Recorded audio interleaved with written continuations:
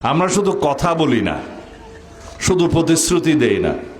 BNP প্রতিশ্রুতি দেয়, প্রতিশ্রুতি পালন করে। আমরা সবাই মিলে বাংলাদেশে আছি, এখানে বিভিন্ন ধর্মাবলম্বী আছে।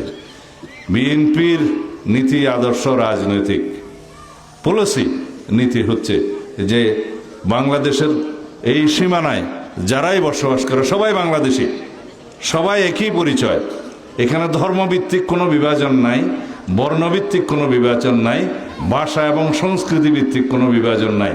যে সমস্ত মানুষ এই ভূখণ্ডের মধ্যে এই সীমানায় এই স্বাধীন ভূখণ্ডে বাস করে সবার পরিচয় এক, তারা বাংলাদেশের সিটিজেন, তারা বাংলাদেশের নাগরিক, সবারই সমান অধিকার।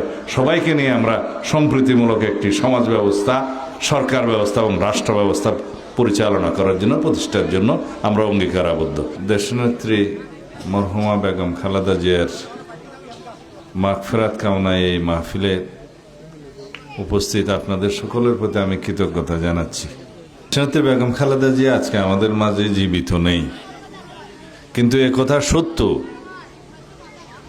তার মৃত্যুর পরে এদেশের সকল মানুষের অন্তরে, সারা বিশ্বের সকল গণতান্ত্রিক কামী মানুষের অন্তরে তিনি স্থান পেয়েছেন। সারা বিশ্বের মধ্যে এ পর্যন্ত ইতিহাসের সর্ববৃহৎ জানাজা তার নসিব হয়েছে। তিনি তার সারা জীবন গণতন্ত্রের জন্য সংগ্রাম করেছেন, মানুষের অধিকার প্রতিষ্ঠার জন্য সংগ্রাম করেছেন, আন্দোলন করেছেন, ত্যাগ স্বীকার করেছেন। তার সন্তান হারিয়েছেন, স্বামী হারিয়েছেন, সবকিছু হারিয়েছেন, কিন্তু পেয়েছেন এই দেশের মানুষের ভালোবাসা, আস্থা। অর্জন করেছেন এই দেশের মানুষের গণতান্ত্রিক অধিকার, আদায় করেছেন এদেশের মানুষের ভোটের অধিকার। এদেশের মানুষের স্বাধীনভাবে সার্বভৌমত্ব বজায় রেখে এই বাংলাদেশের ভূখণ্ডকে সারা পৃথিবীর সামনে মর্যাদাকর অবস্থানে নিয়ে যাওয়ার তার যে আকাঙ্ক্ষা, সেটা পূর্ণ করেছেন। আমরা সবাই যতদিন বেঁচে থাকব ইনশাআল্লাহ তার এই ত্যাগকে স্বীকার করব, মূল্যায়ন করব। এদেশে যতদিন এদেশের মাটি, মানুষ থাকবে, এদেশের অস্তিত্ব থাকবে, ততদিন দেশনেত্রী বেগম খালেদা জিয়ার অবদান এবং তার এই যে সংগ্রামের ইতিহাস মানুষ মনে রাখবে। এদেশের স্বাধীনতা, সার্বভৌমত্ব, গণতন্ত্র তার এই সংগ্রামের ফলে সুদৃঢ় হয়েছে। মানুষের গণতান্ত্রিক অধিকার আদায়ে, সাংবিধানিক অধিকার প্রতিষ্ঠায় তার যে সারা জীবনের সংগ্রাম, ত্যাগ, অবদান, সেটা আমরা কৃতজ্ঞতার সাথে স্মরণ করি, এদেশের মানুষ স্মরণ করে। শহীদ রাষ্ট্রপতি জিয়াউর রহমান এই দেশের স্বাধীনতার ঘোষণা করেছিলেন, এদেশের স্বাধীনতা অর্জন করেছেন। লক্ষ প্রাণের বিনিময়ে এদেশের স্বাধীনতা অর্জিত হয়েছে। সেই স্বাধীনতা যখন হুমকির মুখে পড়েছিল, এই শহীদ রাষ্ট্রপতি জিয়াউর রহমান আবার এদেশের সিপাহী জনতার অভ্যুত্থানের মধ্য দিয়ে এই দেশের স্বাধীনতাকে রক্ষা করেছে, গণতন্ত্রকে রক্ষা করেছে। আওয়ামী লীগ বাকশাল সৃষ্টির মধ্য দিয়ে এদেশে একদলীয় শাসন ব্যবস্থা যে প্রতিষ্ঠা করেছিল, সেই বাকশালকে তিনি বিলুপ্ত করেছেন। বহুদলীয় রাজনীতির গণতান্ত্রিক চর্চা শুরু করেছেন সাংবিধানিকভাবে।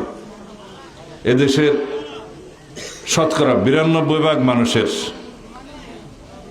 ধর্মীয় অনুভূতিকে সম্মান জানিয়ে বিসমিল্লাহির রহমানির রহিম সংযুক্ত করেছেন সংবিধানে। মহান আল্লাহর উপর আস্থা এবং বিশ্বাসকে রাষ্ট্র পরিচালনার মূলনীতি হিসেবে ঘোষণা করে সংবিধানে স্থান দিয়েছেন, আপনারা সবাই জানেন। কিন্তু এই মহান আল্লাহর উপর আস্থা এবং বিশ্বাসকে বিলুপ্ত করে দিয়েছিল ফ্যাসিস্ট শেখ হাসিনার সরকার সংবিধান থেকে, এটা আপনারা জানেন। আমরা অঙ্গীকার করেছি, প্রতিশ্রুতি দিয়েছি এই জাতির সামনে, যদি রব্বুল আলামিন আমাদেরকে রহম করেন, আপনারা সমর্থন করেন, এদেশের রাষ্ট্রীয় ক্ষমতায় যদি বিএনপি দায়িত্বপ্রাপ্ত হয় রাষ্ট্র পরিচালনার জন্য আপনাদের সমর্থন এবং ভালোবাসায়, তাহলে আমরা আবার সংবিধানে মহান আল্লাহর উপর আস্থা এবং বিশ্বাস স্থাপন করব ইনশাআল্লাহ। আমরা শুধু কথা বলি না, শুধু প্রতিশ্রুতি দেই না। বিএনপি প্রতিশ্রুতি দেয়, প্রতিশ্রুতি পালন করে। ইমাম, খতিব, মুয়াজ্জিমদের জন্য রাষ্ট্রীয়ভাবে ভাতা প্রদান করা হবে, সম্মানে প্রদান করা হবে। এবং ধর্মীয় উৎসবের সময় যাতে ঈদে পরবে আলেম সমাজ, বিশেষ করে ইমাম, খতিব, মুয়াজ্জিম, ওনারা ভাতা পান, উৎসব ভাতা পান, সেই ব্যবস্থাও করা হবে। মর্যাদা বৃদ্ধির জন্য আলেম সমাজের, যে কথা আমি আগে বলেছি, বিভিন্ন কমিটিতে রাখা, সেটা এই জন্যই করা হবে যে ইমাম, খতিব, মুয়াজ্জিম বাস্তবিক অর্থে তারা সমাজের নেতা, সমাজের পরামর্শক, উপদেশদাতা।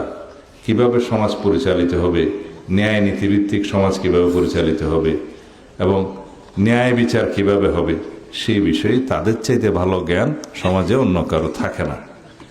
সেই জন্য তাদেরকে সেই সমস্ত কমিটিতে এবং সমাজের নেতৃত্বে রাখা হবে, যাতে সমাজে শান্তি, শৃঙ্খলা এবং ন্যায় বিচার থাকে, প্রতিষ্ঠা হয়।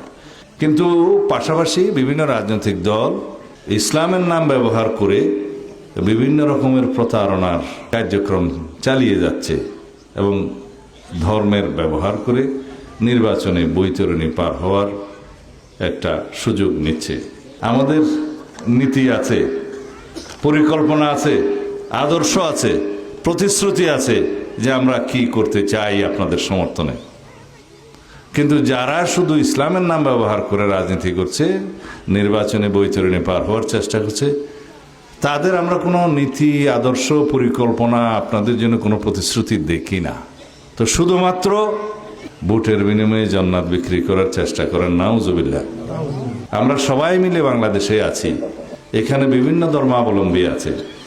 বিএনপির নীতি, আদর্শ, রাজনৈতিক পলিসি, নীতি হচ্ছে যে বাংলাদেশের এই সীমানায় যারাই বসবাস করে সবাই বাংলাদেশি, সবাই একই পরিচয়।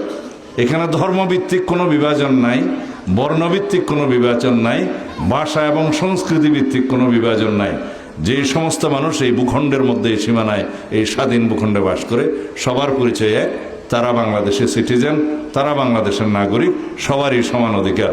সবাইকে নিয়ে আমরা সম্প্রীতিমূলক একটি সমাজ ব্যবস্থা, সরকার ব্যবস্থা এবং রাষ্ট্র ব্যবস্থা পরিচালনা করার জন্য, প্রতিষ্ঠার জন্য আমরা অঙ্গীকারাবদ্ধ।